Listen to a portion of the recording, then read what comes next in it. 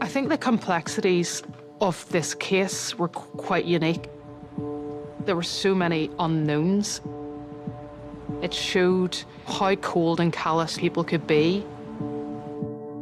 I didn't really know what to think. I was 14 at the time.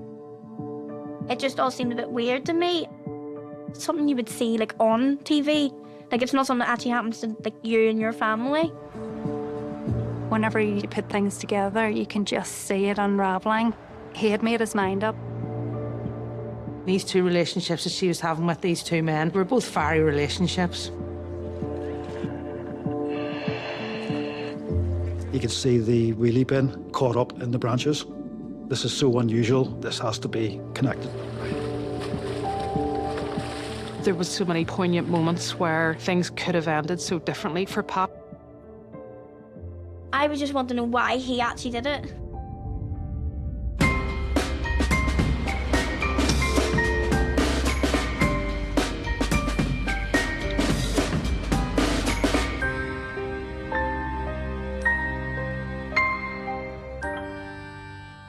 I'm Morgan McCormick and I'm 19 and I'm from Newton Arts. I was really, really close to my dad growing up. When I went to work, I would try and pull sickies to go with him so I could just sit in like the wee creche area and play with all the wee toys and stuff. Growing up, I just was always clung to my dad. I was always Daddy's little girl, and he always called me Flossie. It's just like a father-daughter bond. It was always just me and him. My dad's always picked me up to bring me to school. I got up around 7, got in the shower, straightened my hair, and then put my uniform on, put my blazer on, doing my tie. He would normally come around like 8-ish. He didn't show up for ages.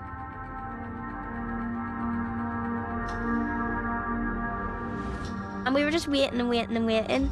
And then it just got to a point where I was like, oh, he's not here. So then my mum had to take me to school and I was a wee bit late. And I was telling my friends, like, it's really weird, my dad's not replying. My friends were all like, oh, that's not like him.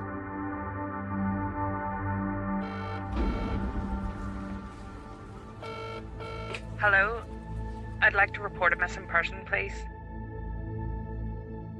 It was initially reported on Saturday, the 1st of June, and it was a work colleague of Mr. McCormick who had reported him missing. My name is Heather Campbell. I'm a Detective Chief Inspector in the PSNI. I was in a team of specialist investigators who primarily investigate any major incident or major crime. It was actually William McCormick, but he was known by everyone really as Pat McCormick. He was 55 years old in 2019, a father to 4 children. He worked as a care worker, and he also had a part-time job as a caretaker in one of the local churches. For the past while, he had been living back home at his parents' address in Saintfield. The local CID detectives were treating it as a missing person investigation and were carrying out all of the normal activities. You go and speak to the last person he was with, the last people he'd spoken to, his friends, his immediate family.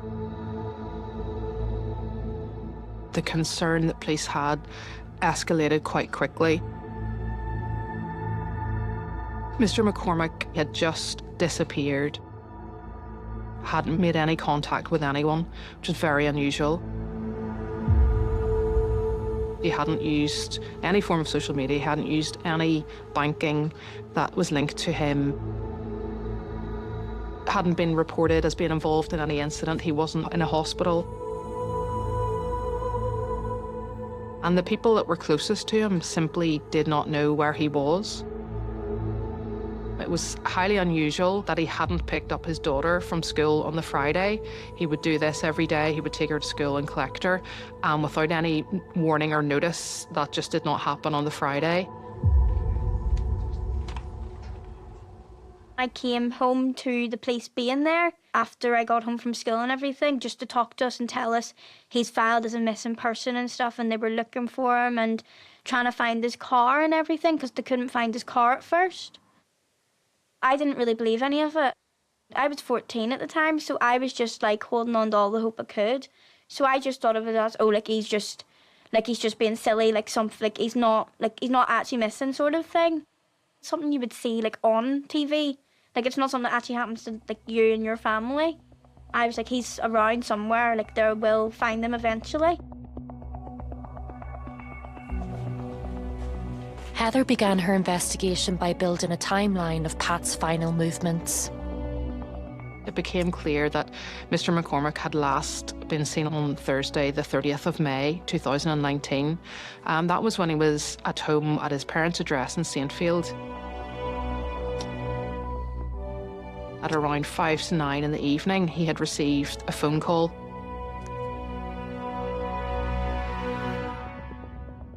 His family would report that it was a short phone call. I think it just lasted just over 2 minutes.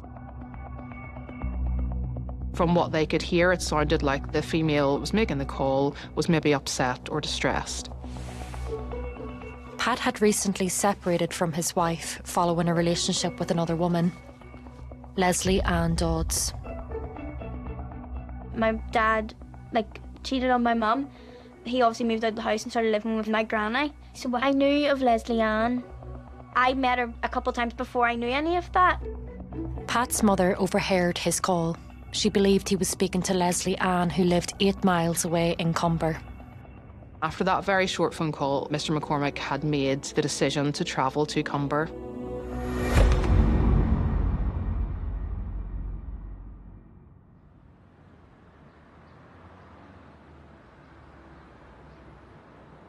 Leslie Ann Dodds was 20 years old. She had met Pat through work. They worked together as care assistants. And during that time, a relationship had developed between them. It seemed like the relationship had been going on for a number of months. The exact sort of reasons why that relationship started wasn't necessarily clear to police. There was a significant age gap between Pat and Leslie Ann. Heather knew that Leslie Ann was potentially the last person to see Pat, and they had to talk to her. She actually reported that she hadn't seen him since Tuesday, the 20th of May, and had not been in contact with him, which was probably the first point where police started to think there's something not quite right here in terms of what we're being told. This conflicted with Pat's mother's account of the pair talking the night he disappeared. We were starting to get information from phone data, from witnesses, from colleagues and friends, which clearly, a lot of people knew they were in a relationship, and there would have been daily contacts between Leslie Ann Dodds and Pat, certainly up until the Thursday when he went missing. We also were keen to then check Leslie Ann Dodds' address in Comber because we believed that that was the location that he was travelling to on the Thursday night. That was met with some suspicious resistance. She just didn't understand why police would want to check there for him, and she certainly wasn't willing to come to meet police to let us do so.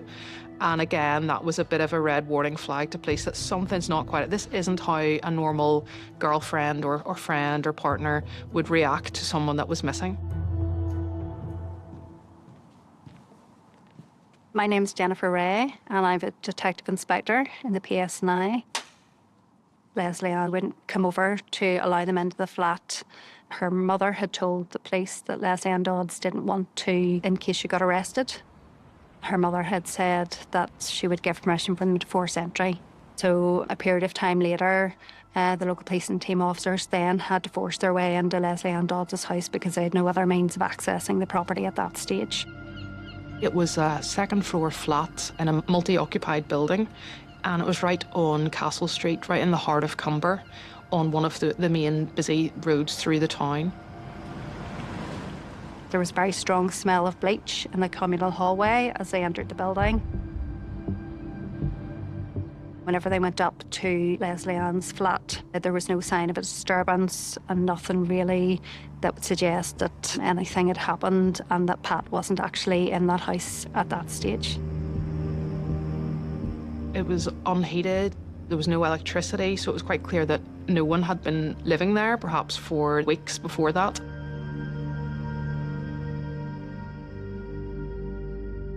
Leslie Ann's behaviour wasn't that of a concerned girlfriend, and detectives soon discovered a reason why.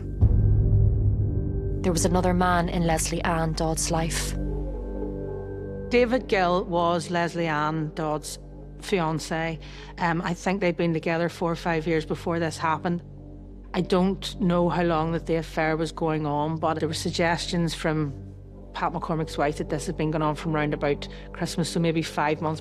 It seemed to have been quite a tempestuous relationship, as was Leslie Ann's relationship with David Gill.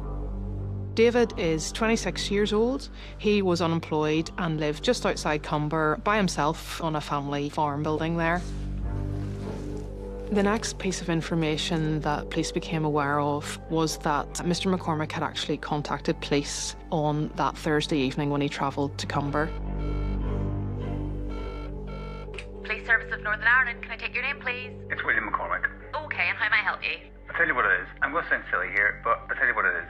My girlfriend called down to see me here in Comber, but I was down earlier and I seen her ex-boyfriend's van hiding in scared of him, maybe waiting on me, coming out of her flat to give me a beating, if you know what I mean. And just wondering, getting police standing there waiting for me because he's a bad boy, so he is, you know.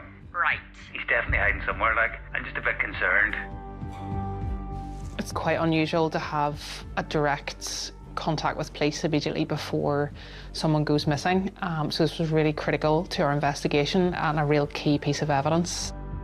He's threatened me before, so he has. He has hit you? He's threatened to do me in, yeah. He threatened to do you in, and did you report that at the time? No, I didn't, because I didn't want any hassle, you know what I mean? Yeah. I just go down there and check his van still there, so, well, I just need to be very careful, so I do, that's all.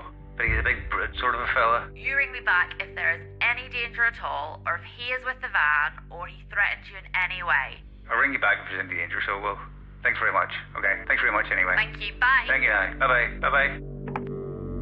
This conversation gave us a really good insight in terms of just how Pat was feeling that evening, what prompted him to phone police, what was going through his mind, what thoughts he was having, and also a bit of a background in terms of potentially who this other boyfriend was. It's obviously very relevant to a missing person investigation whenever it's uncovered that there is a fear on behalf of the victim, and also in terms of potentially threats that have been made previously. So it was very vital that we tried to garner anyone that would have any kind of threat or hostility towards Pat at this point.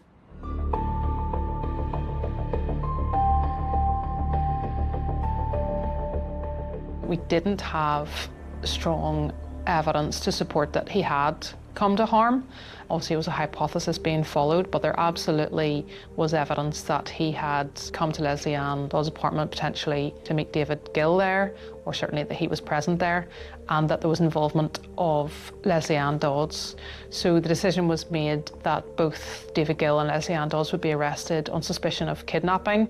This then allowed us to bring them into police custody, to carry out whatever searches we needed to post-arrest, and also to get their formal account in terms of what had actually happened. Just 3 days after Pat's disappearance, detectives made a decisive move. Police then attended David Gill's home address, where they located Leslie Ann Dodds and David Gill in the early hours of the morning on the 3rd of June. And they were both arrested and brought to the police station. Pat McCormick was last seen here in Comber on Thursday evening. A 26-year-old man and a 20-year-old woman were both arrested on suspicion of kidnapping. Heather knew they couldn't hold the pair for long, and every hour that passed left detectives more concerned for Pat's welfare. Usually the information would be growing in terms of intelligence as to why he had been kidnapped or abducted or taken, where he may have gone, what the motive behind it would have been. But this was quite an unusual case because there wasn't any of that. Mr. McCormick had just disappeared. There hadn't been any demand or menaces for money or anything associated with the kidnapping. Pat was now missing for more than 72 hours. Time wasn't on their side, and detectives were increasingly worried Pat may have come to harm. The team were working flat out, speaking to witnesses, gathering CCTV, and there was still a lot of early information, which was really helpful for the investigative team. I think we had in excess of over 80 different sites of CCTV that we were interested in and around Comber. There's also, I think, in excess of 170 witnesses identified in those early days, so there was a lot of people to talk to. Heather was hoping CCTV would allow her to piece together the movements of both Pat and David Gill the night Pat disappeared. CCTV was viewed in and around the area of Castle Street in Comber. Behind me is the building where Leslie Ann's flat is located, and also Castle Street. And we know that David Gill had parked his transit van a little bit away from the flat, then walked up Castle Street, in through the archway and into the property. We know Pat drove up and then left the area. He returned. He parked just off to my right here on High Street.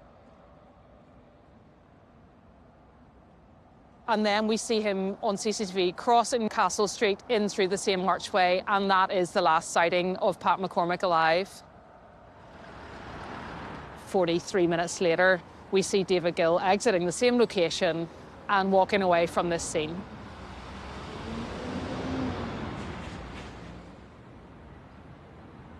Heather and Jennifer suspected that there was an altercation between the two men while they were in the flat, but they had no proof and hoped technology could provide some. Quite often, phones would be seized as part of an arrest and give an insight in terms of relationships and connections with people. Phone data is really important to any major crime investigation.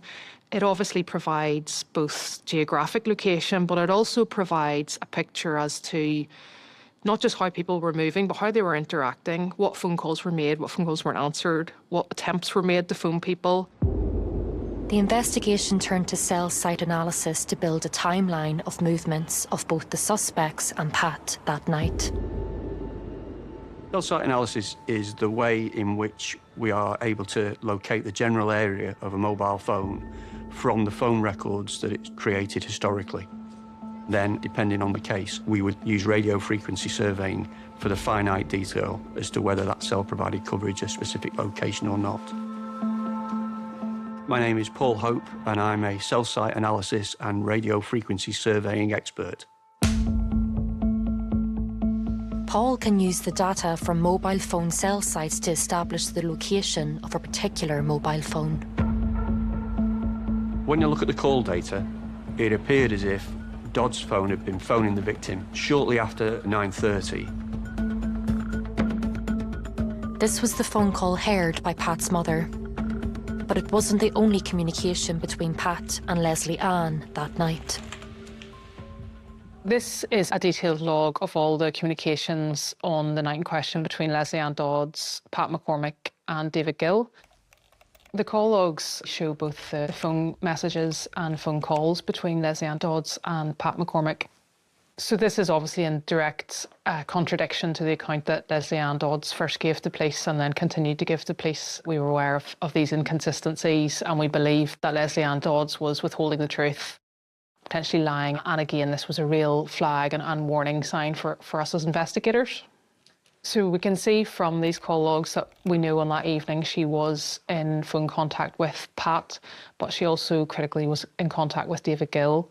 And that shows a level of orchestration and really Leslie Ann's involvement.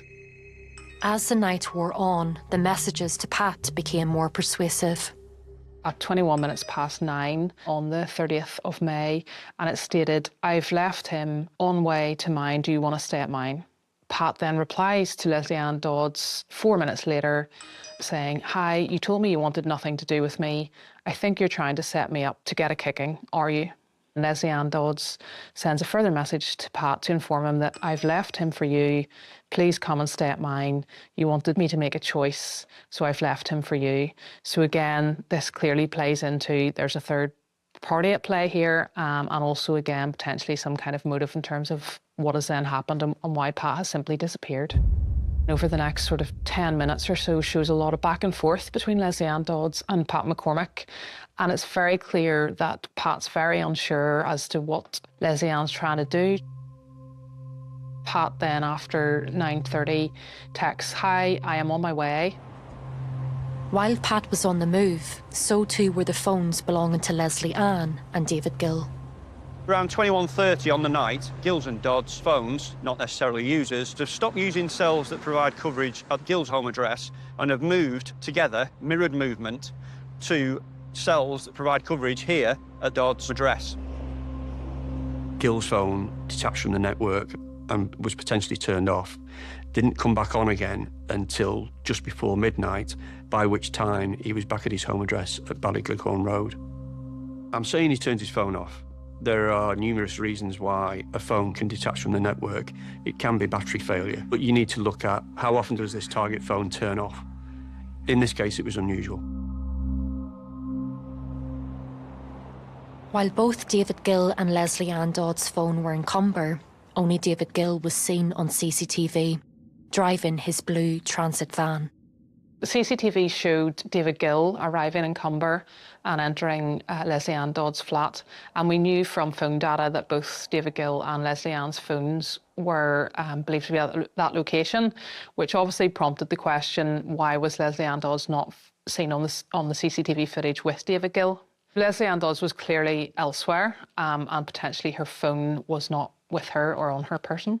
David Gill had taken Leslie Ann's phone with him to Comber. Detectives believe she remained at Gill's house, from where she was able to keep in touch with Pat using a laptop and a landline. Pat McCormick had sent a message to Leslie Ann Dodds at 10:06, saying simply, "Hi, ring me." So at this point, it's quite clear that Pat is obviously very anxious and worried and wants direct conversation by way of a live phone call with Leslie Ann, and he's not getting that. Someone did not want to reply by way of a phone call. A matter of minutes later, Pat again texts Leslie Ann saying, "I want to talk to you on the phone first. If you don't, I'm not coming up." So that then results in quite an angry reply. Pat then replies to that message saying, "Hi, no problem, that suits me." Pat then phones his mum to say, "Look, I'm on my way back home, don't wait up for me, leave out a key," and gives every indication that he's going to leave Comber and travel home and spend the night there. At this point, he made the 101 call saying he was concerned David Gill may be laying in wait. Well, what is it you want the police to do? I want them to stand in the road till I go upstairs. All I want is to get through the door upstairs into her flat. That's all I want. It'll only be a few minutes. However, while he was talking to police, someone was trying to call him from a landline with a withheld number. The next sequence of communications are very interesting. So there's a number of phone calls from David Gill's landline, which was withheld. At the same time, there's a number of messages from Leslie Ann Dodds' mobile to Pat, and they were trying to tell Pat that it was Leslie Ann trying to phone him from a withheld number. Detectives believe the two suspects were attempting to deceive Pat into believing Leslie Ann was at the flat, so that he would call to the property. Their plan worked. Pat sent a text message saying, "I'm coming into Comber in 2 minutes." Less than 5 minutes later, Pat's then seen on CCTV entering through the archway in Comber towards Leslie Ann Dodds' apartment. 43 minutes later, David Gill is seen exiting through that same archway, and there is no sign of Pat.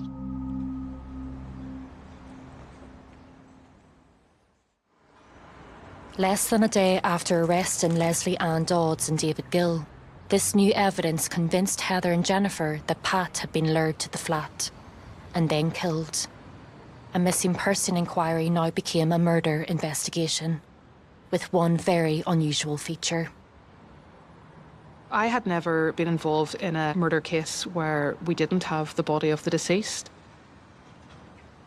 It is quite a different investigation because there's two real tracks to it.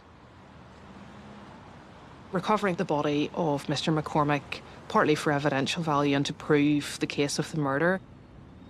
But also, at the heart of this, you have a family who still have their loved one, their father, their son missing, and they want to know what has happened to him.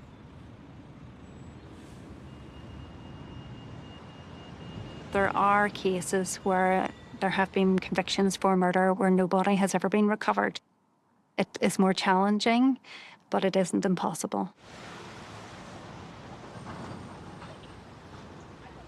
We further arrested both Leslie Ann Dodds and David Gill on suspicion of murder, and it was declared as a no-body murder investigation at that point. On Monday, a man and woman, both in their 20s, were arrested on suspicion of kidnapping. Last night, the PSNI said they're being rearrested on suspicion of murder. The police also said they've been granted an additional 36 hours to question the man and woman. Although no body has been found, police now believe Pat McCormick has been murdered.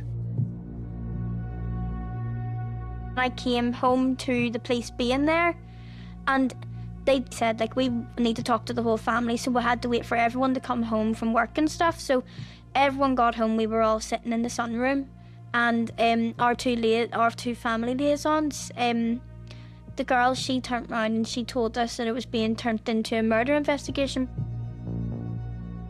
My older brother, Mackenzie, he was very hopeful and he didn't believe it. We all had so much tension around us and it didn't feel nice.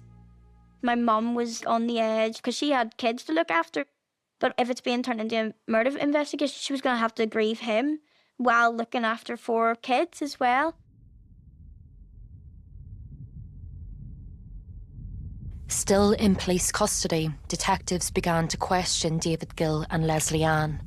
Not about kidnapping this time, but murder. They both had denied any involvement in the disappearance of Pat, and Leslie Ann had in fact gone further and said she hadn't been in contact with him, which we knew was untrue. Leslie Ann Dodds had provided the account that she had known Pat for approximately 8 months at that stage. She met him through her employment. She said they weren't in a relationship and that she didn't realise that he was missing until Pat's mother had contacted her on the Friday morning. We could see that there was inconsistencies in both their accounts, which again, was highly suspicious.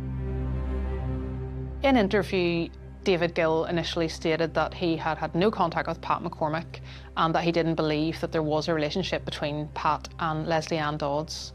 He then, after further questioning, changed that position and said he maybe was aware of it, but he didn't believe there was a relationship and that he'd actually had a conversation or certainly a discussion with Leslie Ann Dodds around the fact that there may have been a relationship, but that was all now resolved.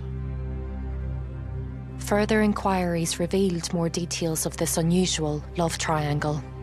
These 2 relationships that she was having with these 2 men, judging by text messages that were exchanged, they were both fiery relationships. David Gill had only become aware that his fiancée, Leslie Ann Dodds, had been having an affair with Pat, I think a couple of days before. He also contacted Pat McCormick's wife to let her know about the affair, and she was able to tell them that she also knew. So it would appear that David was one of the last people to know in that small circle that his fiancée was, in fact, having an affair with Pat McCormick.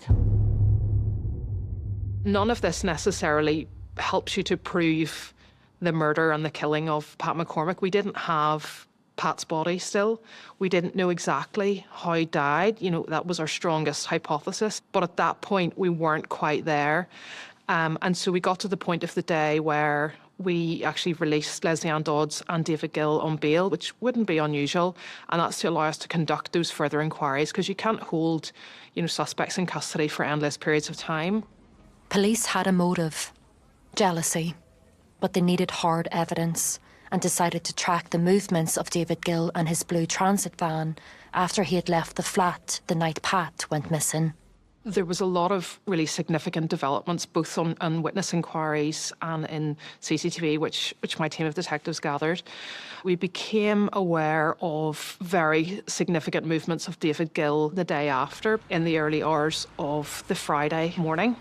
So we knew that he had travelled from his home address back into Comber Town Centre before 7 a.m. on a Friday morning. David Gill had taken a route through the town. He then parked his transit van as close as he could to the premises here. and then had used the back entrance through the ground level. This wasn't an area that was particularly busy at that time of the morning, so it gave him some cover from members of the public or other witnesses potentially seeing what he was doing. We had witnesses reporting that a fairly heavy-set male was cleaning up around the apartment area, carrying out bags of rubbish to a blue Ford Transit van, which was parked right behind the flat. He said that he'd gone in to clear up a bit, which didn't really make sense to police, but that was what he was telling us.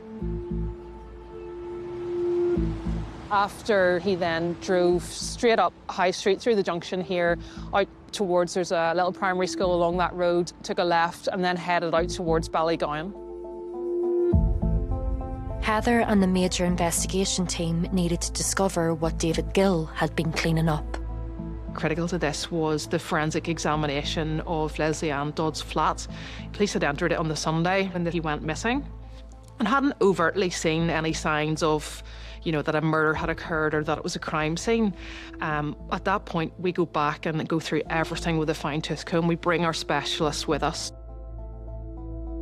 You'd be looking at anything that potentially would be able to prove that something had occurred there that resulted in the injury or the death or the harm to Pat McCormick, and even that put either our suspects or Pat McCormick present at that location at that time.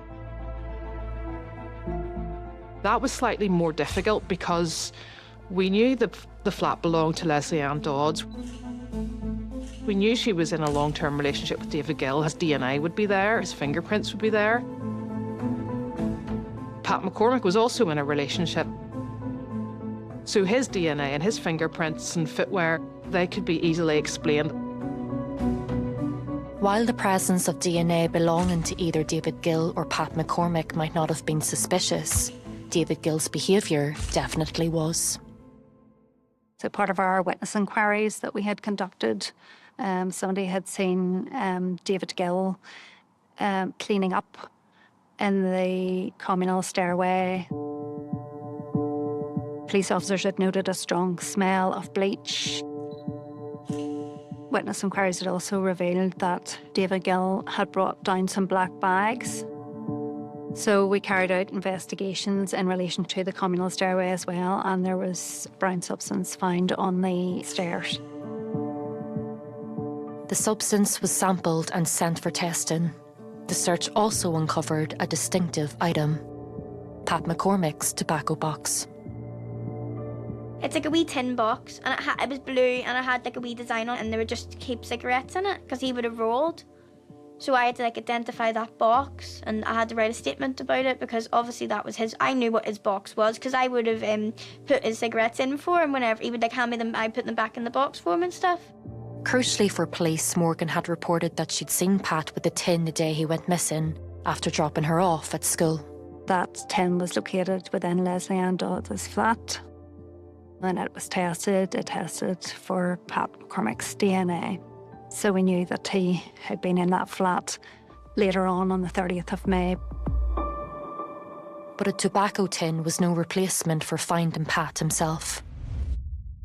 Heather and Jennifer needed to continue the search and called on a specialist team. I'm Colin Ferguson. During the case, I was the team leader for the search and rescue team and the dive team. We basically access areas that ordinary police can't get into. So that can be at height using ropes or various platforms. We can work in water. Our main role was in the mountains and sort of wilderness areas. So for doing recoveries in those sort of areas whereby it's just more technical and a lot more skill is required. We were called in initially to search some of the roofs of the buildings in the general area. All of the search activity was centred around finding Pat, and specifically the last clothing that he'd been wearing. We knew that he had an iPhone SE, which had never been recovered, and we knew that he was wearing his glasses and a Ben Sherman watch. So it was his personal items or anything connected to Pat at all that we were searching for. It's now more than a fortnight since Pat McCormick was last seen in Cumber Town Centre. Along with police, up to 23 volunteers examined paths off the Ballydrain Road outside Cumber. Pat's mobile phone had never been found, but investigations revealed it disconnected from the network shortly after he disappeared. Heather hoped if the team could locate it, it could lead them to Pat. The searches continued, and then information came in that the vehicles were seen driving out a particular road, and the phone that was being used had suffered a catastrophic failure, which would sort of indicate that it had been put into water. We believe that the phone suffered a catastrophic failure out the Ballydrain Road, heading out from Cumber, out towards Castle Lesby. So the first part of tidal water crossed that road. That was where we had the search. They told us they were out looking for him with sniffer dogs, and there's police doing their searches and everything. And I just remember, the rest of it was a blur. We were searching for the phone initially over 2 days in the mud. We didn't actually find anything. It was a blow to the investigation, but results from the forensics lab provided a major step forward. The brown substance recovered from the stairs was Pat McCormick's blood. There was 7 swabs which contained the blood of Pat McCormick, mostly around the stairwell area, on the walls and some of the door architrave into the apartment. There was also, I think, 3 swabs which were attributable to blood from David Gill. With the forensic evidence that we uncovered, we were able to place both Pat McCormick and David Gill in the communal stairway of those apartments. It was a really positive step forward, and it fitted with our hypothesis that we believed Pat had been lured to that location. David Gill had been lying there in wait for 45 minutes and had then murdered him. And during that, both had spilled blood to a degree, which we had then located and forensically examined at the scene. It doesn't necessarily prove a murder has happened, and, ultimately, we needed either some kind of direct witness evidence, and, the best evidence, of course, would be if we could find Pat, and then we would have the post-mortem and the examination to determine what had caused his death.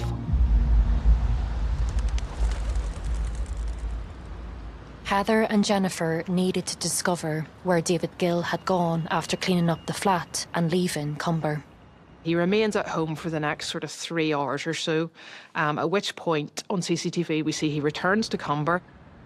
He drives out to the Macra Scouse Road between Cumber and Ballygowan, and it was unclear what he was doing. We had viewed a lot of CCTV on the different routes that he would have taken before, and his vehicle wasn't picked up on those routes.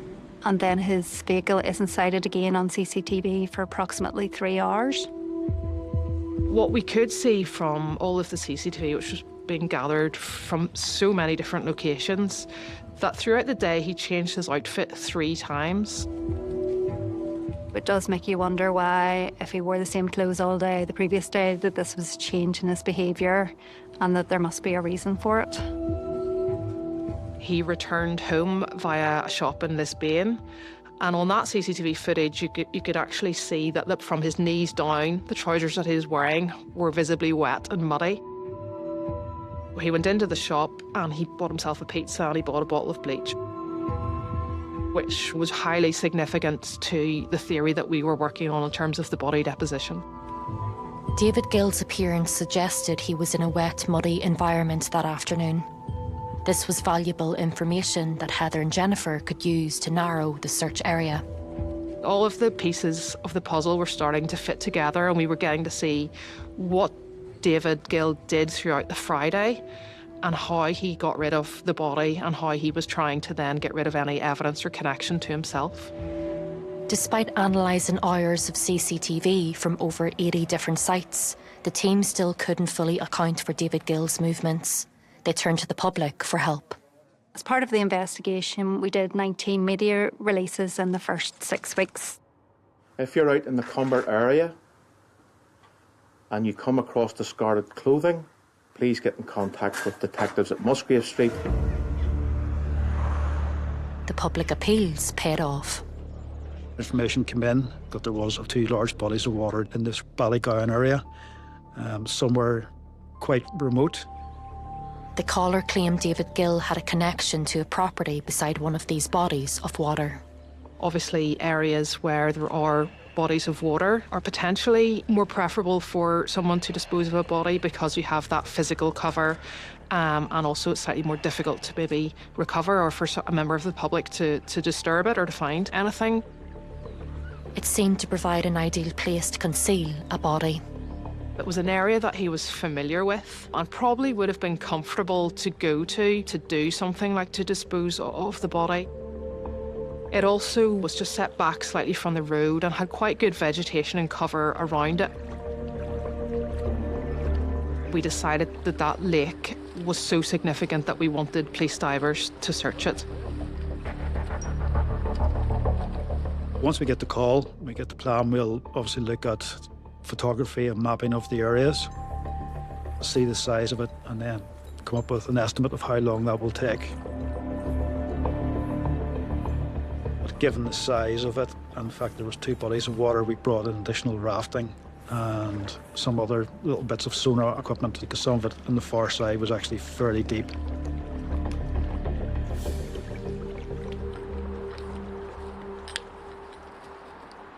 When you're diving in a quarry, you have quite sheer sides on it. So it means that the sunlight only penetrates down maybe a metre or 2. So very quickly you get into complete darkness.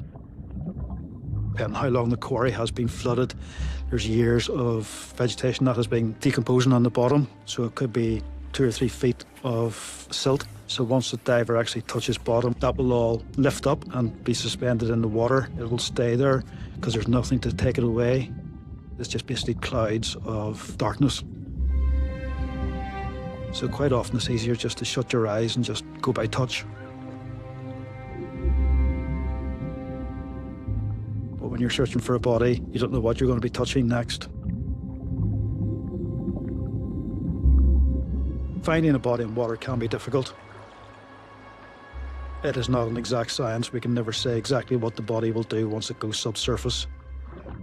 The body then will slowly start to decompose. The warmer the water, the faster people will start to decompose. But the team weren't just looking for a body. The media appeals had delivered another significant lead. A member of the public came forward and said, I heard your appeal and I was just thinking that it may or may not be relevant, but my bin went missing around the time of Pat's murder. It was highly relevant that someone who lived to the rear of the flats was reporting that in around the time they'd actually purchased a new bin and then it had gone missing. It can be difficult to move a body, and experience and professional judgment will tell you that, suitcases and, wheelie bins, just a normal household black bin, potentially could have been used in that action. The first search area was a larger quarry with a slightly adjoining smaller quarry. Given the size of it, we thought we would start that large quarry first. We searched the shallow bits and then the sides, then moved out onto the actual bed of the quarry. It started to tail away quite deeply, so it took a good day to clear those initial areas. On the second day then we decided that we would use the raft to go out and check the smaller areas. As we were paddling out, we saw a rope just below the surface.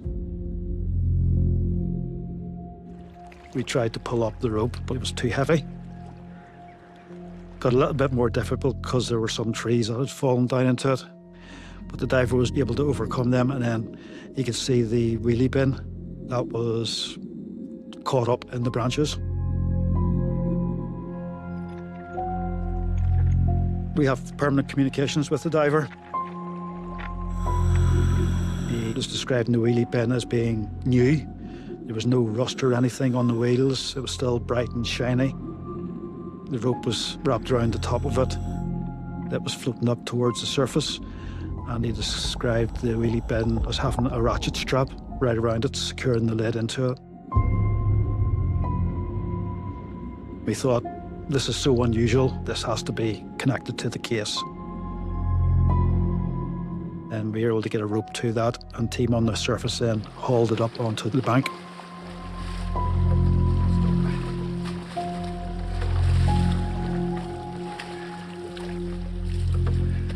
We stood it upright. It was quite heavy. At that point then, I took my team off to one side. We want to get a specialist in.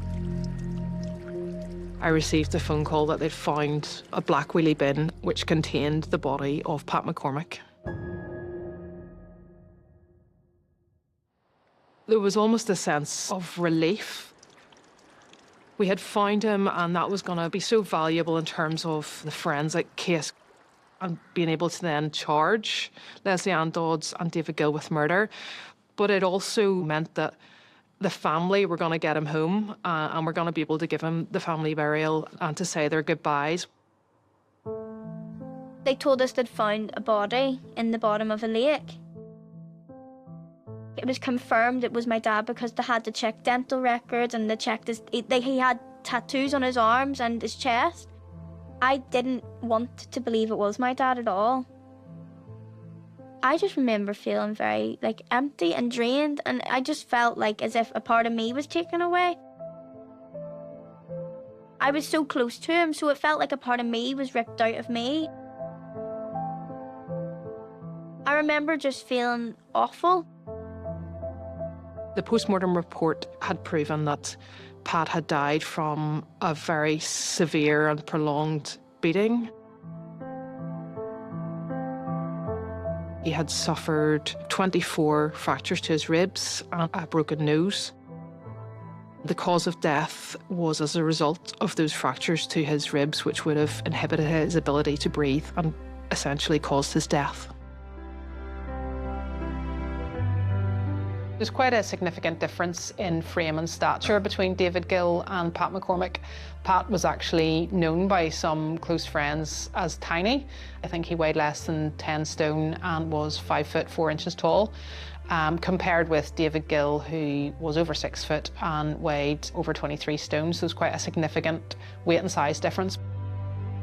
David Gill was massive. He is a huge man. And I had seen the images of Pat, so I was aware at the outset that the difference in stature couldn't be more glaring. There was no match physically between the two of them.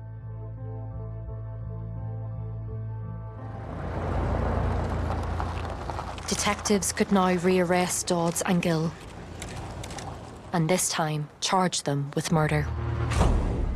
They were both interviewed by my team throughout the day on the 11th of July.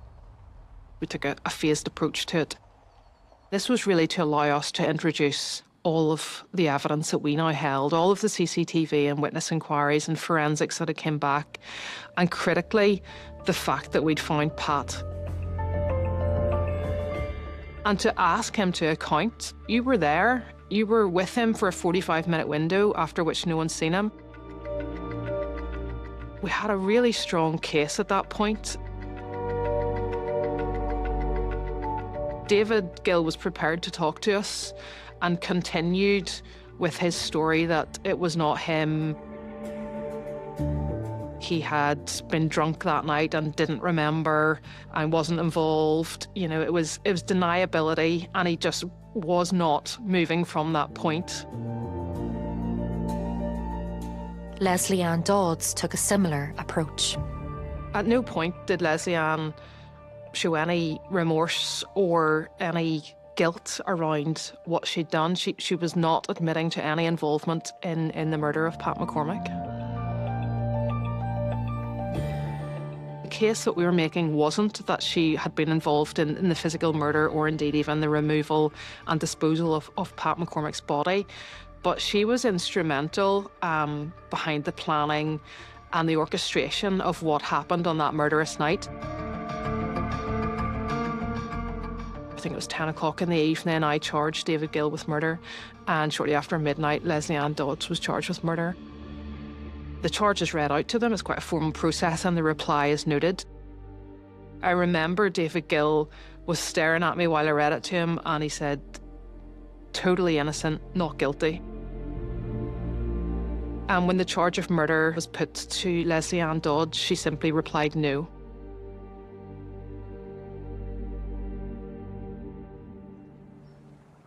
But detectives still had a problem. They had no way to place David Gill at the quarry where Pat's body was found, and neither suspect was given anything away. So Heather turned again to Paul Hope's cell site analysis. He now examined the day after the murder. Gill's phone starts off at the home address and at about 7 a.m. goes over to the flat at Comber and then travels to and from again on a couple of occasions on that day. He's there on the last occasion from around 12:30 to around 13:30 on the Friday. And then his phone is turned off, or his phone detaches from the network, and it doesn't come on again until 16:20. It seemed David Gill had likely turned his phone off in a bid to hide his location, but he'd made a fatal error. This first map is a map of the location of the mast and the direction in which the cell is providing coverage for the specific cell ID that was used by Gill's phone at 16:20 when he turns his phone back on. That clearly is giving coverage in the direction of the quarry. Heather and Jennifer were confident they had a strong case. They could prove Pat went to Comber to meet Leslie Ann Dodds at her flat. Instead, he found only David Gill. There was a violent struggle. Gill later left the property alone, leaving Pat dead or dying. Throughout, Leslie Ann stayed at David Gill's house from where she was in contact with Pat. Gill returned the next morning and removed Pat's body in a wheelie bin.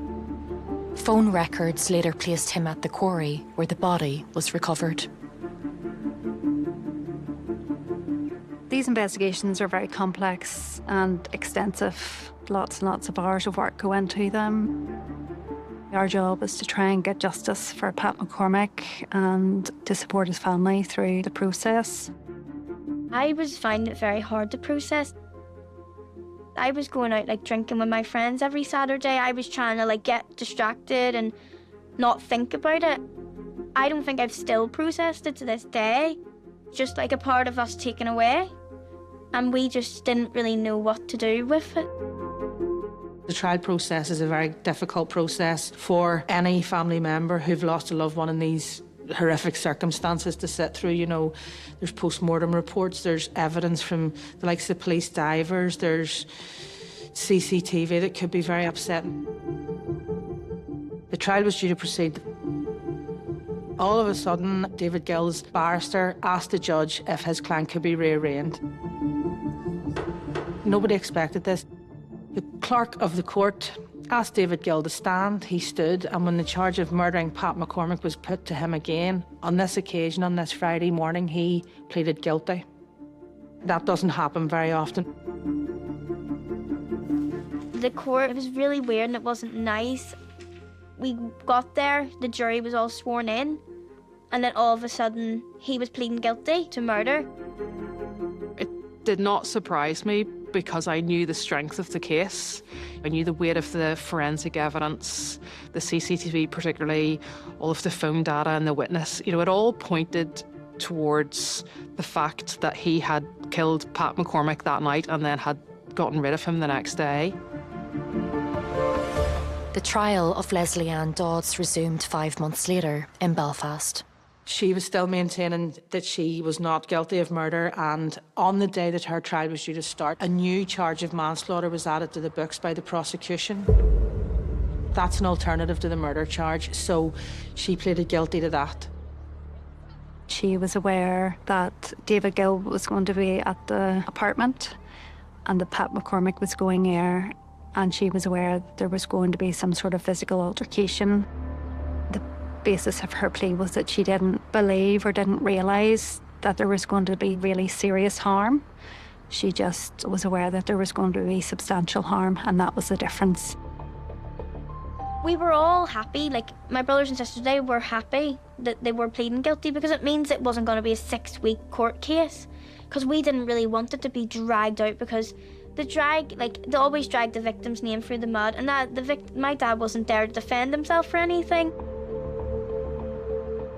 David Gill got 16 years, a minimum life term of 16 years, which is average for this kind of crime. Leslie Ann Dodds got 5.5 years, which was half in custody and half on licence, which is quite a typical sentence for a charge of manslaughter. On the 22nd of June 2023 at Belfast Crown Court, 4 years after Pat's murder, his family finally secured the justice they'd been searching for. David Gill and Leslie Ann Dodds were now both behind bars. And I remember when they did get sentenced, I was really happy in the moment with the sentencing, but I wish I thought she was going to get more years. It wouldn't have happened without her. Like, David wouldn't have ever met my dad, would have knew nothing about him if it wasn't for her. We've been stripped of our father. My dad will never get to see any of us grow up or get married. He'll never get to hold his future grandkids, and we leave here today with only memories of our dad, who has been taken from us. Whenever you see the timeline and you put things together, you can just see it unravelling, and that great sense of Pat almost knew it wasn't right. He had made his mind up, and then he went back, and just resulted in such sad and tragic consequences for him. Leslie Ann Dodds wasn't involved in the physical act of killing Pat McCormick, but without her involvement, it could not have happened, because it was that phone call that lured him back. And I think that's one of the coldest parts of this case, was that it could have turned out so differently if Pat had gone with his instinct or gone with the advice or the information police had given him and never returned. You know, it could have been a completely different ending for Pat.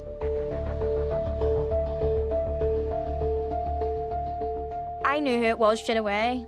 It was Leslie Ann and it was David.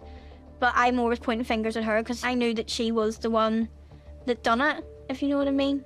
Like, she would have been the one controlling everything.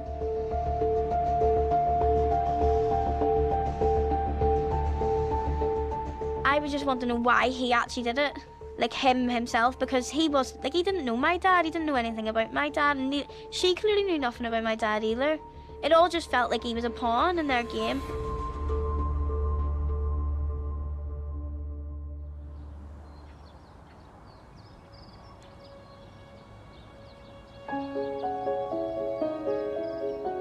I just miss being able to see him, because I would have seen him every single day. I miss the relationship and the bond, because I would have turned to my dad for anything and I would have told him anything. I will talk to him. I'll tell him about my day and how he's always in the back of my mind and everything.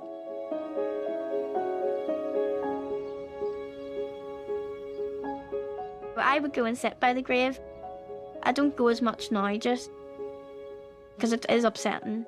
But it is nice going and sitting by the grave, knowing that, like, he's in there. Like, his soul's gone, but he's still in there.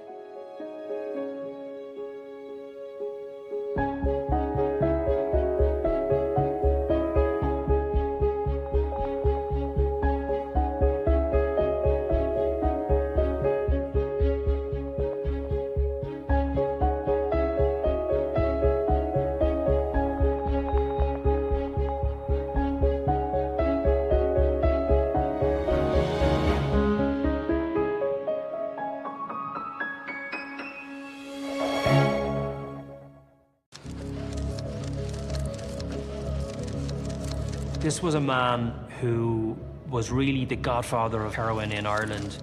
The tsunami of heroin suddenly hit Dublin. It went from bad to disastrous overnight. Some of the kids were robbing their mothers, their fathers. There were syringes on balconies. This was a life and death issue for an awful lot of people. The guards were never going to give up. Young people were dying, communities were devastated. He was a mercenary. Nobody had been employed in an undercover capacity, working in drugs. It was a dangerous, challenging environment. All roads led to Larry Dunn.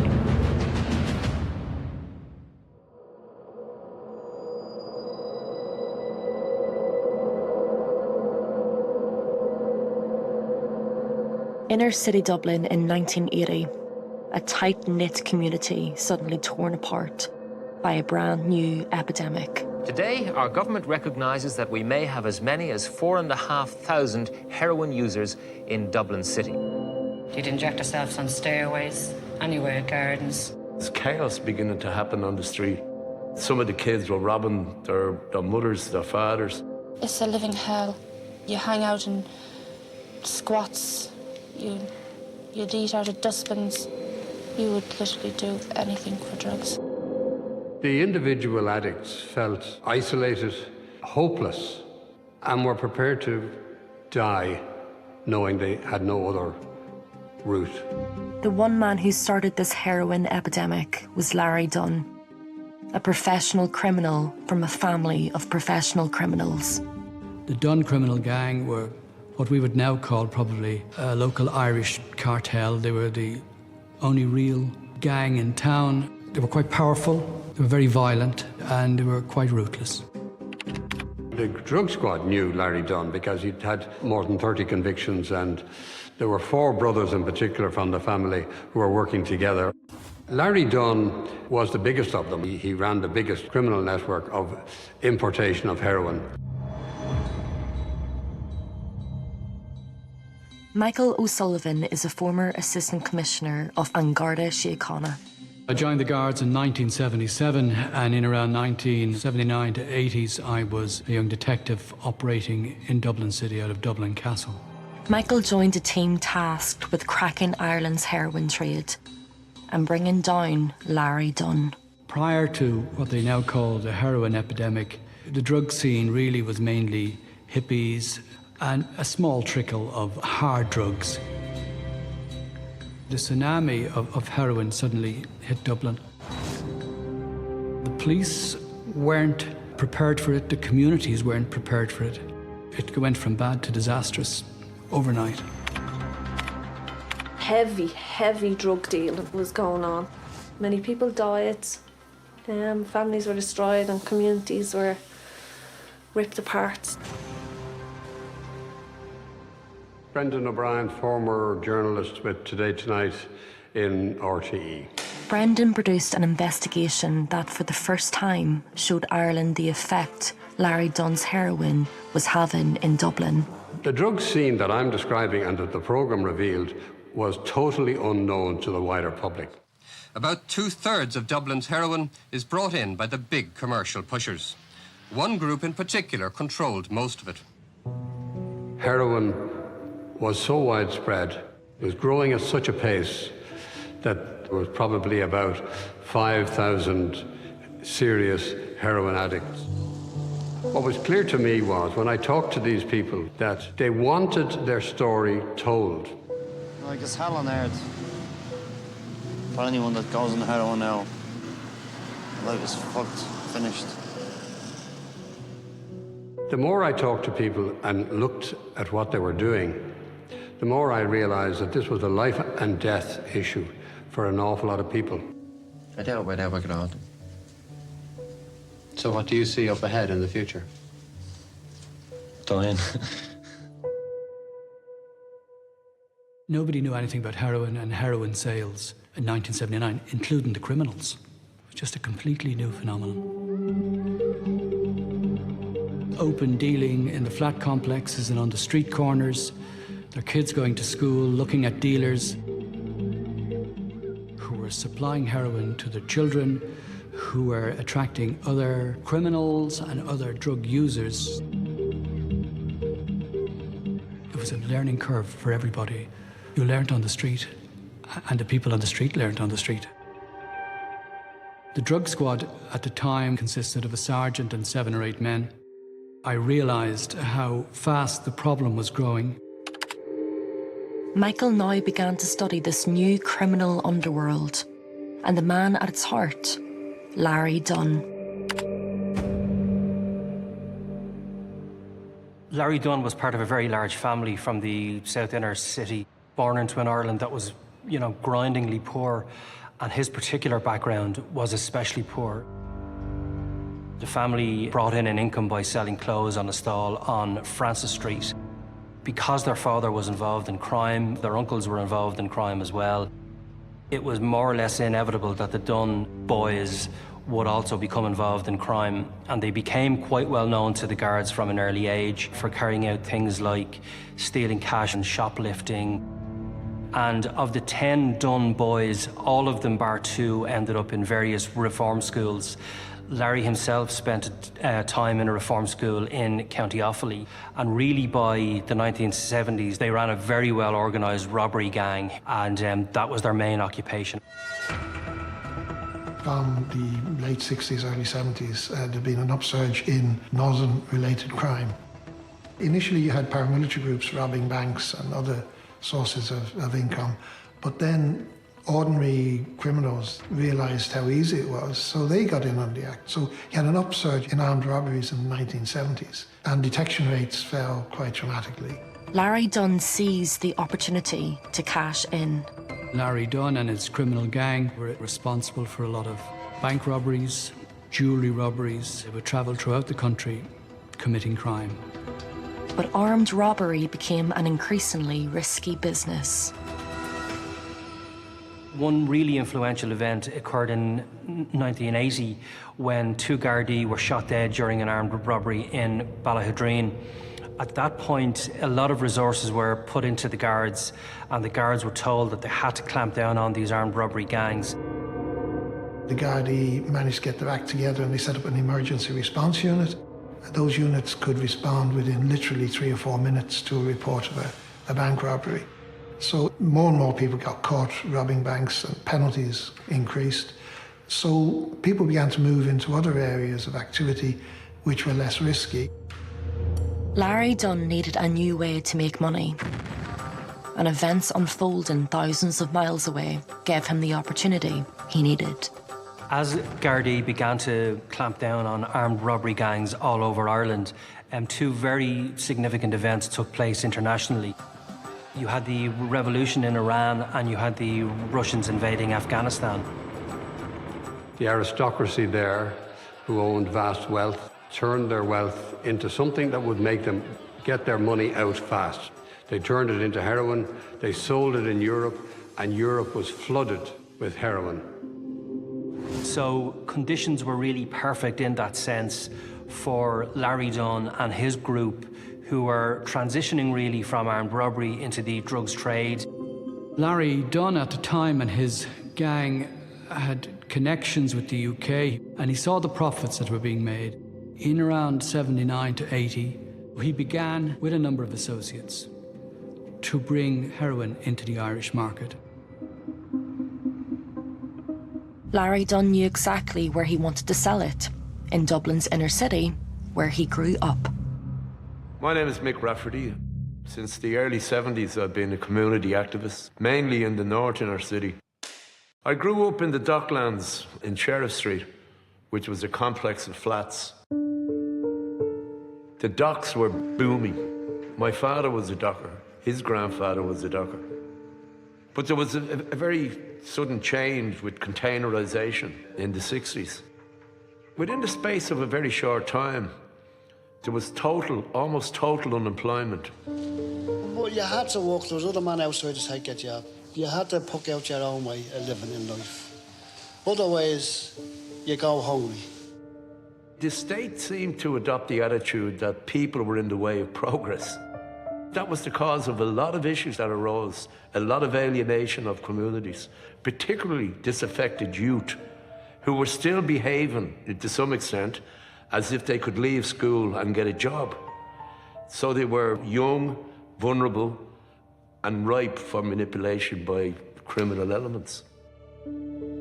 Now Larry Dunn flooded the flat complexes of this vulnerable community with heroin. In the early 80s, it was one of the central places where they sold heroin. And dealers came from all over the city to sell drugs here because it became known as the place. Children saw addicts shooting up on the balconies, the stairs, even the playgrounds. They come to the flats because the main supplies was there. We have seen these addicts come in here in the middle of this playground, and the young children here, and have been injecting themselves.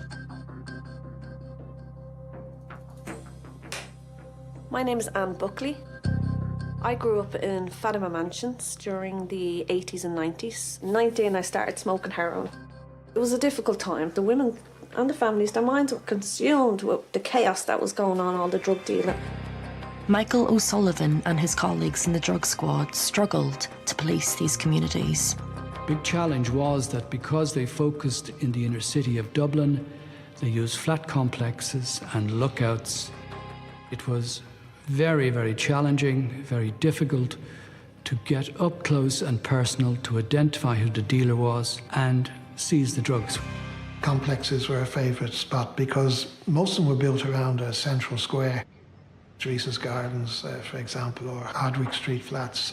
It's almost like a theatre. You know, you've got these apartments, you've got balconies, and people can look out and chat to each other. You've also got very few entrances, so it's very easy to keep an eye out if the Gardaí are coming along, for example. They became more innovative and more strategically placed in what you would call mini fortresses with steel gates and steel shutters and windows. It was clear to Michael that Larry Dunn was responsible for the unfolding heroin epidemic. But gathering enough evidence to arrest him was a challenge. Dunn's nickname said it all. Larry used to say, Larry doesn't carry. He wouldn't carry the drugs. Larry doesn't carry, he had everybody else carrying. Cracking Larry Dunn's drug-dealing ring required a new approach. For the first time in Irish drugs policing history, detectives from the National Police Service were to be sent undercover. They decided that one way of dealing with it was to pretend to be addicts. And then once they bought it, they could nab the person selling it to them. And they were called the Mockies because they were mock addicts. Nobody had been employed in an undercover capacity working in drugs in Ireland. Myself and the people that I worked with had the advantage of the local knowledge. We were from Dublin and we understood the local geography. I was young and small and skinny. I was just an average guy, so I just blended in, I guess. You were dropped in the deep end with the people you worked with and told to make the best of it. It was a dangerous, challenging environment.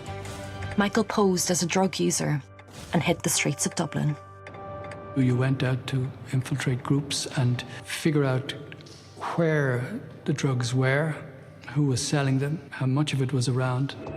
It was about putting the pieces of the jigsaw together, figuring who was who and where the money was coming from and where the money was going and how the heroin was getting in. In dealing with drug dealers, you had to be convincing, you had to look like you needed heroin, you really to be on your guard for a change in the mood of the situation. If you want care, right, just go up to a flat, right, and you just bring up your money, right, and you can get it straight away like that, and then you just go out and use it. 2 or 3 minutes is a long time to be on your own in any location. In those days, you did this type of work without a radio, without a firearm, so you had nothing to sort of protect yourself. So frequently you would meet drug dealers, and so you frequently found yourself in a back alley off some side street. Backup was really no good to you because they wouldn't find you in that space of time. You took certain risks and it became an occupational hazard. When a move was made to arrest them, some of the people I worked with were assaulted quite badly, stabbed with syringes, got their hands scarred, pieces of flesh bitten off. In the ensuing struggle, violence was just part and parcel of what went on. 40 years on, Ireland's modern drug squad owes its existence to Michael's team of Mockies. Angela Willis, Detective Chief Superintendent at the Garda National Drugs and Organised Crime Bureau. The basic principles that were developed back then by the original drug squad have grown to what we have today here in this covert bureau, which is the Garda National Drugs and Organised Crime Bureau, the Mockies. I think they demonstrated a desire to tackle the issue and a willingness to acknowledge that this was a significant issue that wasn't going to go away without an appropriate response. Every day Michael spent undercover as a drug user revealed more about the mechanics of Larry Dunn's heroin operation.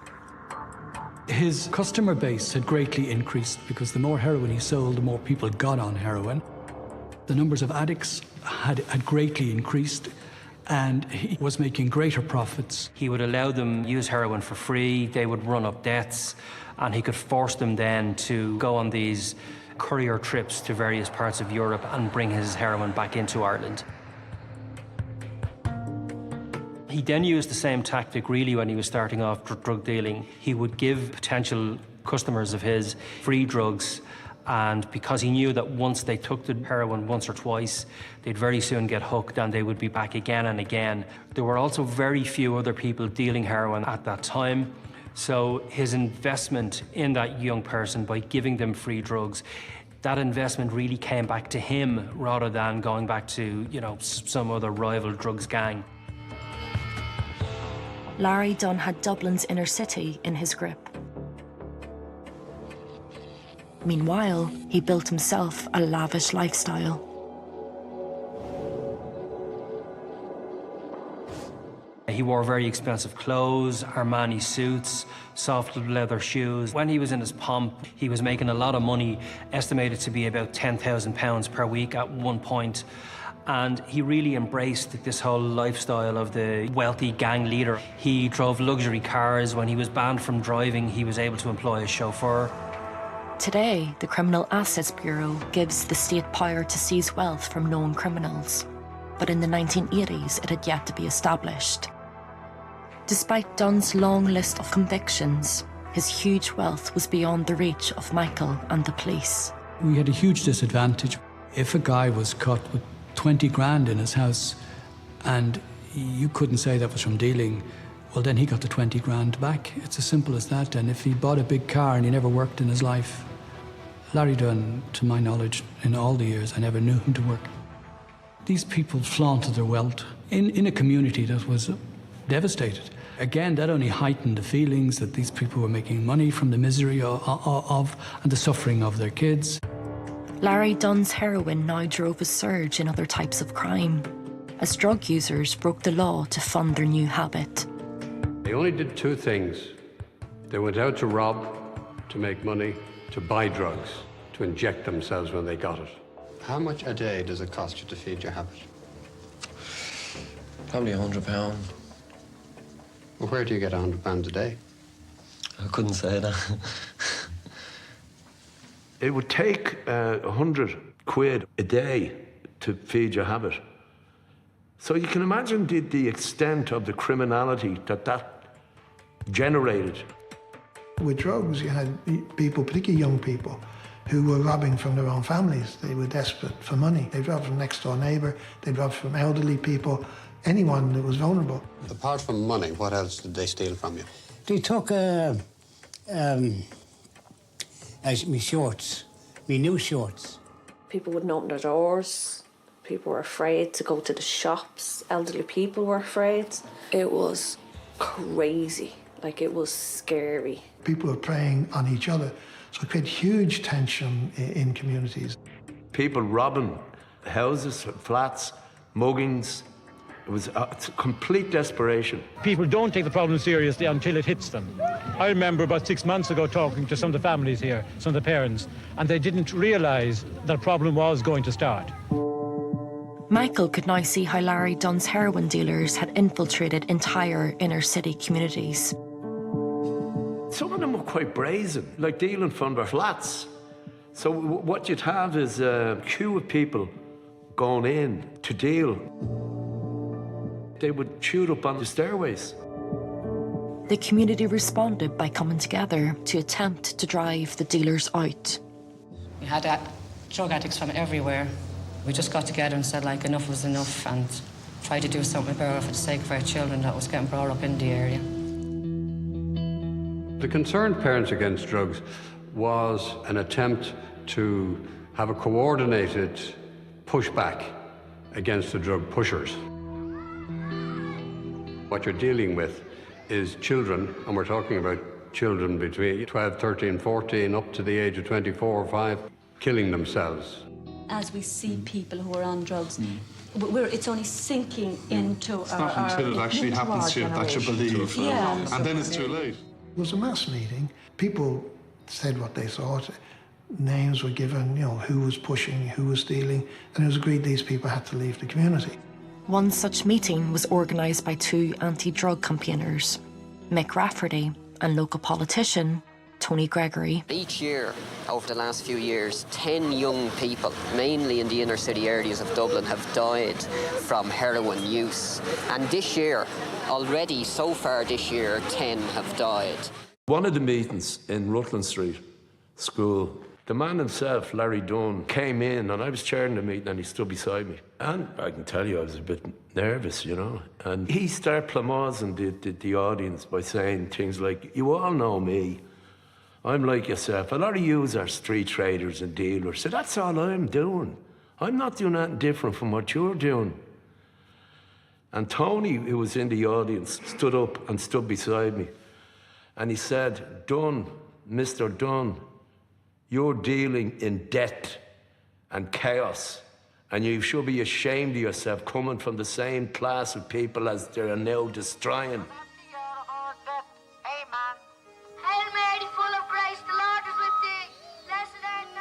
When their prayers failed, the community took matters into their own hands. We would gather information, we'd invite them to a meeting to present the evidence and ask them to stop. And if they didn't stop them, we'd march on them. They had watched for years people on balconies selling drugs, kids dying, and nobody cared. We feel that shortly it'll be impossible for a youngster to get through adolescence without encountering pressure to use drugs. You sympathised with the communities who were taking matters into their own hands. Sometimes they get misinformation, and sometimes they got it wrong. The trouble started this afternoon when a number of them occupied the house and barricaded themselves in. They say the house was being used for drug pushing. The family who'd been living there had to be given a Garda escort out of the area. But the community's rage at Larry Dunn proved vital to Michael's investigation. The communities were a great source of support because they knew what was going on and they knew who was selling. They knew where they were selling. And in many cases, they knew who they were selling for. And they had no loyalties to these drug dealers. And the local communities would say, look, the guy down the road has a brand new car now and he's moving house and he hasn't worked a day in his life. And my kids are on heroin.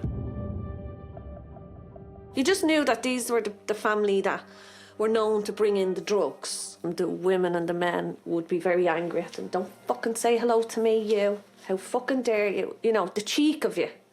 To think you can say hello and everything's normal and this is what you're doing. So people came forward to tell you, what are you going to do about these guys? It was a source of up-to-date information coming from the communities. The communities weren't the only source of Michael's information. The dealers themselves showed little loyalty to Larry Dunn. If you look at the nature of the Garda operation, the information that it had, it, knew where to find Larry's drugs and so on. And you would have to say that some of the men around Larry were actually supplying information to the guards. With this wealth of intelligence, Michael could now aim higher than the dealers on the street. Our aim was to work up through the channel of distribution to target where the main source of heroin was coming in, to try and take people out at the top of the pyramid. Larry Dunn and some of his criminal associates, they have to be lucky all the time. We only have to be lucky once. And then Michael got his break when he discovered a weakness to Larry Dunn's operation that could turn the odds in his favour. A lot of mistakes that some of his people made was using heroin, and it made them careless. One of his problems, and which really turned out to be his Achilles heel, was that every time a courier brought drugs back from Europe for him, he would test the drugs himself. He would actually sniff some heroin. Larry and the men who were close to him became hooked on drugs. I think there was an air of invincibility in their mindset, that the people on the ground will get caught, the people who live in the inner city will get caught, the people who are at the front line selling drugs and who are storing the drugs, they'll all get caught, but we're 2 steps back. And I think they just got comfortable and they got complacent. All Michael needed was for one of Larry Dunn's generals to make a mistake. One of the inner circle met with me and sold me drugs. He was later sentenced to 7 years. It put them on the back foot. They started to make mistakes. And then it got to the stage that there were more of the inner circle caught than there were free. And it put them under increased pressure. They sort of became paranoid, and there was a level of distrust among everyone they dealt with. He needed that network. He needed to be able to have trusted lieutenants. He was running out of allies. No longer was it a smooth, well-oiled machine. Drug addiction was finally undermining Larry Dunn's own inner circle. Michael could now build a more detailed picture of how the gang operated. The heroin trade worked in the form of a pyramid. Somebody at the top of the pyramid, a senior figure, Larry Dunn, who gave the orders and coordinated the sale of drugs. He had his people in Amsterdam and his people in London and Birmingham, where they had close contacts with the people who were bringing the heroin in from Afghanistan and from Pakistan. He would arrange the price through his close associates. Couriers would bring the drugs in. Somebody who would be very trusted would meet them.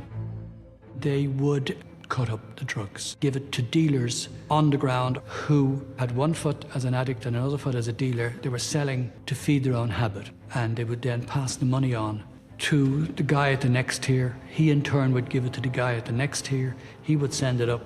It would eventually get up to the money man, and the money and the profits generated would be used to bring in more drugs. But what Michael really needed was evidence to link Larry, who doesn't carry, to the actual possession of drugs. Police got their chance. Intelligence said drugs were being stored at Dunn's family home in Rathfarnham. All roads led to Larry Dunn in those days. On the day of the search, the detective sergeant had got a drugs warrant to search Larry's house in Rathfarnham. Simultaneously, a jewellery robbery had taken place, and the Serious Crime Squad believed that the jewellery may have been in Larry's house. So the Serious Crime Squad arrived to search Larry's house for jewellery, and a half an hour later, the drug squad arrived. When Gardaí raided his corporation house, they found heroin, cocaine and cannabis resin. There was a cocktail of drugs found there. There was £60,000 worth of heroin, cocaine and cannabis found in a pillowcase in his daughter's bedroom. For Larry Dunn, this was a rare but crucial mistake. And there was a number of other bits and pieces and cash found, but more importantly, the heroin was found, and therefore there was evidence that he could be charged with. It's very rare for somebody at the top of a pyramid to be in possession of the drugs. I think Larry was so busy at the time trying to coordinate everything he was doing. You could say he dropped his guard. It was great for the ordinary people who saw this guy on a pedestal, proving that crime pays. That's what he frequently said. And a lot of young criminals saw him as a role model. It was a game changer for the young heroin industry that Larry, who doesn't carry, was caught. Larry Dunn was charged with possession of drugs, but the laws of the time meant he was released pending his trial. One of the frustrating things for the communities, they couldn't figure out how guys were getting arrested and they were back on the street the next day, but that was the bail law. He realised that worst case scenario, he might go to prison. He needed to make as much money as possible to build a nest egg. He was on bail for the best part of 2.5 years, during which time he accumulated huge sums of money and increased his activities. He reorganised his criminal enterprise. He then decided that he needed to relocate. He was able to buy a house in Sandyford. He was able to pay with that with cash. No Dublin criminal in the past 20 years had managed to put money aside like that and move up and move out. So he bought Gorse Rock, which was a beautiful location overlooking the Wicklow Mountains. It was a little bit like a fortress. It was going to be more difficult to get to him. But it wasn't over till it was over, and the organisation was running a very profitable enterprise, and they weren't going to go away that easy. Dunn ramped up his operation. He expanded from the inner city into South County Dublin, bringing the drug epidemic with him. Not only are we talking about something that is, if you like, in tough working class enclaves, this was much more widespread than that. Dún Laoghaire, like other parts of the city, has witnessed a heroin epidemic. Young people dying without the public really knowing. He would have controlled, I would say, about 95% of the heroin trade. People from the outskirts interacting with people from the inner city were trying out this drug. And the tragedy was this: people started using heroin. It's next to impossible to get off it. So his trade just mushroomed. I watched my friends for years. I saw how long it took them to get addicted. I woke up sick. My body started shaking. You can't sit in your own skin. It's like spiders crawling all inside you, but yet you're sweating, you're vomiting, you're soiling yourself, and you can't control it. So your normal bodily functions have been taken over by a substance. So if you don't have that substance, that opiate, you can't function. You're not living, you're just existing. It's a filthy world. At a human level, talking to a pregnant woman or somebody who's injecting themselves, endangering their lives, was very hard to watch. But professionally, it was exactly what I wanted to be able to show. Now, that sounds a bit hard, but I wanted people to see the true reality. In 1982, Dunn was still on bail, and local politician Tony Gregory fought to make Dunn's drug epidemic a political issue. The community is certainly playing its part and will continue to play its part to destroy the heroin barons, as they're called. He and Mick Rafferty secured a meeting with Irish Prime Minister Charles Haughey and demanded action. And we gave him the results of what was called the Bradshaw report, which indicated that 10% of young people over the summer had become addicted to heroin, and it was spreading. And we gave him the name of the people, the Dunns, that we thought were primarily responsible, Larry Dunn in particular. And Haughey picked up the phone to the then commissioner, Patrick McLaughlin, and said, "Patrick, I want you to do something about this problem. And I want it done urgently. I don't want any delay." And he put it down. And he just said to us, "Now, lads, we'll get some action done on solving this problem." Once Tony Gregory went to Charlie Haughey and complained about the heroin epidemic, the Garda efforts were really ramped up then into the men around Larry Dunn. A lot of surveillance was carried out on them. People who would courier in drugs for them from abroad, people who would sell the drugs on the streets. So you really have this sense of the net closing in on Larry Dunn. Dublin, 1983. For 3 years, a heroin epidemic has engulfed the city. 10% of young people over the summer had become addicted to heroin. Police know the man responsible. All roads led to Larry Dunn. He would have controlled 95% of the heroin trade. And now they have the evidence to bring him to court. There was £60,000 worth of heroin, cocaine and cannabis found in a pillowcase in his daughter's bedroom. In April 1983, Dunn finally faced trial for possession of drugs found at his home in Rathfarnham. Larry Dunn went on trial before a judge and jury in the Central Criminal Court in Dublin on charges relating to the possession and supply of illegal drugs. There was a lot of media hype and pressure in relation to the trial. He was eventually coming to court. At the time, a conviction required all members of the jury to agree on the verdict. At the end of the day, the jury failed to agree and the jury were discharged and another date set for a retrial. So Larry was free to go about his business until the next trial. There was a lot of speculation that people may be intimidated. The guards who worked on the case always believed that Larry Dunn had actually tampered with the jury. The jury were noble, basically. And that was one of the reasons why it was so important to get him and to send him down from the Gardaí point of view, from everyone's point of view, because otherwise, if these people are allowed to become a law unto themselves, well then, you know, the legitimacy of the state is undermined. Before he went on trial again, the law was changed and the courts were able to accept majority verdicts then from juries. And what that really meant was, it meant that organised crime was less able to tamper with a jury. By the time the second trial came along, the pressure had greatly intensified by community groups, a lot of media pressure. This was one of the most important criminals over the last number of years.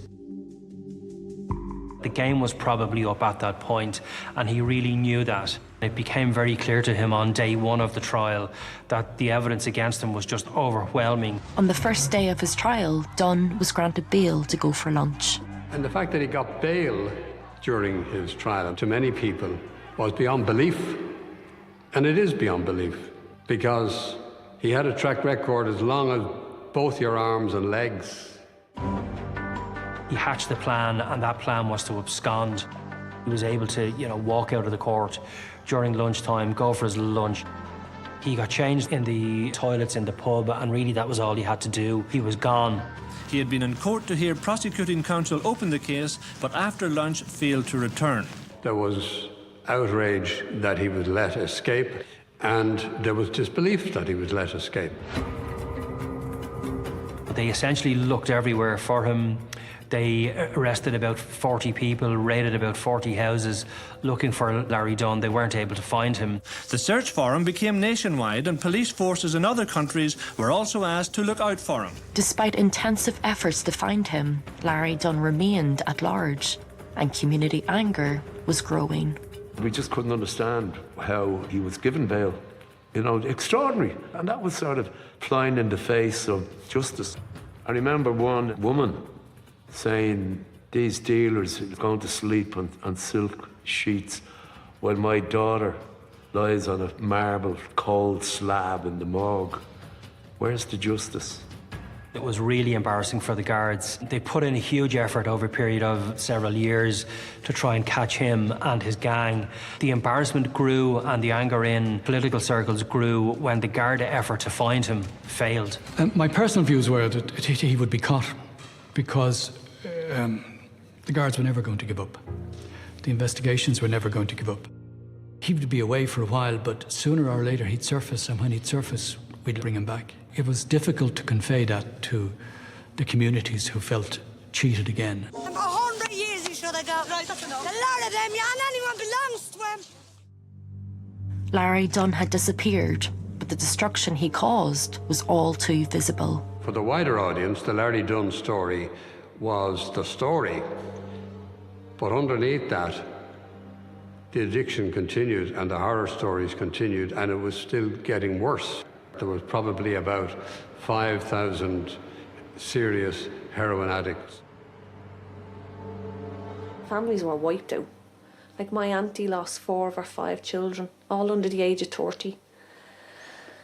Another neighbour lost 5 out of 7 of their children. My boy was carrying for them all over at 12 years of age. This is your boy now who's an addict? Yes. So much potential lost to the person, the families, the community. Ireland, so many gifted, talented, really, really smart people died from the heroin epidemic. It's unnatural. It's on a scale that I may never fully get over. This was a man who was really the godfather of heroin in Ireland. 40 years on, there are still thousands of heroin addicts in the country. Really the same areas that Larry Dunn targeted are the ones that have the worst heroin problem now. Almost 2 years after he disappeared, there was still no sign of Larry Dunn. But Michael's instinct said he would resurface. Larry was a homebird and he was a dub. He was laying low, assisted by trusted associates in the suburbs of Dublin. Police did everything they could to make life for Dunn as difficult as possible. In his absence, he had actually gone on trial. He became the first person in the state to be convicted in their absence before the Central Criminal Court. Now a convicted criminal, Dunn took his cash and fled Ireland. Larry ended up going to Spain. He hung out in places like Fungirola, Marbella, Malaga. He lived a lifestyle like the way a tourist would. He spent a lot of time on the beach. He exercised very regularly. He swam in the sea. He went for jogs very often. He also hung out in Irish bars quite a bit. He actually went from Spain to Thailand to try and kick his heroin habit. He underwent a treatment program out there. But as one of Ireland's most wanted men, Dunn's fugitive lifestyle couldn't last. And he was getting off a ferry at one point over in Portugal. A police officer checked his passport, suspected it was fake, took him into custody and raised the alarm. And when the Portuguese police checked with the Irish police, they obviously realised they had a big fish on their hands. They caught Larry Dunn. Back in Ireland, it wasn't just a prison sentence waiting for Dunn. There was fury. Dunn was led out of the court, flanked by a dozen uniformed Gardaí and several armed detectives. The crowd shouted abuse and threw eggs, and at one stage the gate of the courthouse was slammed against the Garda van, causing minor damage.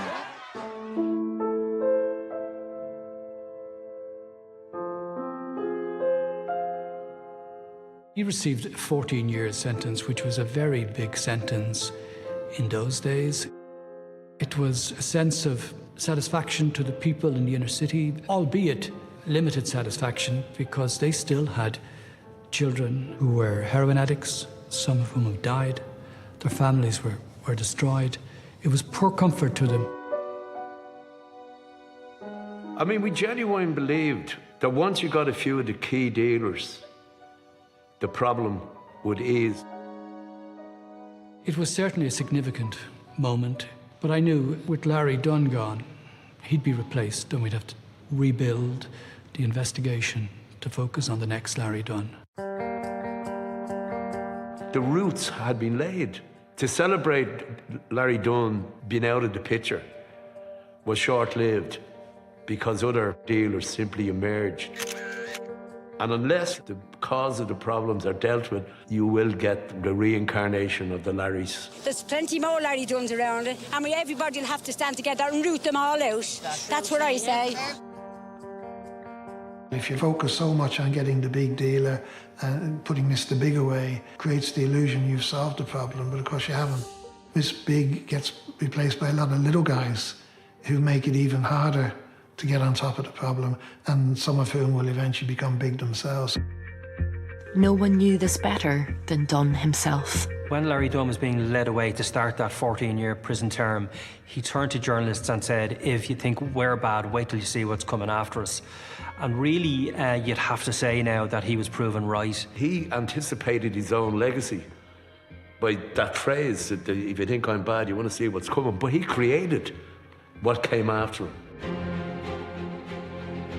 The next generation were more cunning, certainly probably smarter. They had learned from the mistakes of the predecessors, and they had learned how to hone their skills in trying to avoid the police.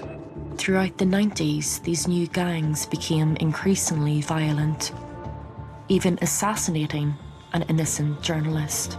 It was really only when Veronica Guerin was shot dead that we accepted, I think, as a country that we had a serious organised crime problem.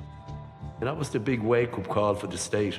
They realised that these guys are not just a threat to working-class communities, they're actually a threat to the foundation, of the state. As generations went on, they became more violent. People then started to get shot and contract killings, and it became more professional, more violent, more global, more sophisticated, and they became more wealthy. The scene in Dublin's north inner city of the believe they may have discovered the murder scene so far cost 18 lives. Heavily involved in drug trafficking and violent crime. The drugs trade then just really took off from the late 1990s. It was all types of drugs that had spread to all kinds of areas all over Ireland. And people of all the social classes were taking, heroin, cocaine, cannabis. We have too many crime gangs now to even name them all. The drugs trade has really spread all over the country, and the world has changed quite significantly from the time of Larry Dunn. Larry Dunn was released from prison in 1995, but the law wasn't finished with him yet. Larry Dunn displaying very visible signs of wealth. There was nothing they could do about that at that time. We didn't have legislation which allows for the confiscation of assets. They didn't have legislation specifically enacted to deal with the drug situation. In 1996, the Criminal Assets Bureau was set up to confiscate the proceeds of crime. The first thing that the Bureau did was to really target people like Larry Dunn, those old-time guys who had, built up property portfolios, who had, large sums of cash in the bank. That kind of, lavish lifestyle, high roller, being chauffeured around in an expensive car and buying a house in Sandyford for cash, that was all taken from him. Larry Dunn died in May 2020. He was aged 72 and he had been suffering from cancer for quite some time. His health was very poor and really his personal circumstances were very poor indeed. He was actually living in a shed in his daughter's garden during the last years of his life. Anne was in addiction for 17 years. She found a path to recovery following an attempt to take her own life. And that's when I took charge of my life back. But I knew I had a lot of work to do. So I went into detox and treatment, trauma-informed treatment. I feel alive today. There's education today that I can avail of that I never had the opportunity. It wasn't there. I feed my brain and I give myself knowledge. That's what I do today. For those who witnessed it firsthand, Larry Dunn's legacy is one of death and destruction. My abiding memory is doing the interview with the guy shooting up, looking for a vein to put the needle in, and basically killing himself. He pioneered organised drug distribution in Ireland. It was never there before. He put a structure on it. He brought in the product. And from that, people saw the market and followed on.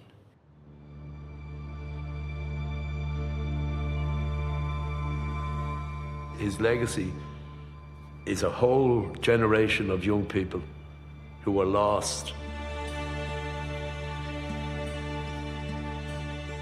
And if you go down to the memorial down in Buckingham Street and the Christmas tree at Christmas time, and you see all the names of kids who have died are put up on the tree, that's Larry's legacy.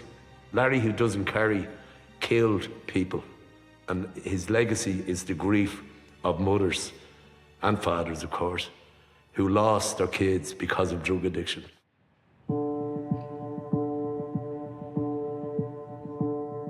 Young people were dying, communities were devastated. He was making profits. He was a mercenary. The people who worked with him were mercenaries. They didn't care.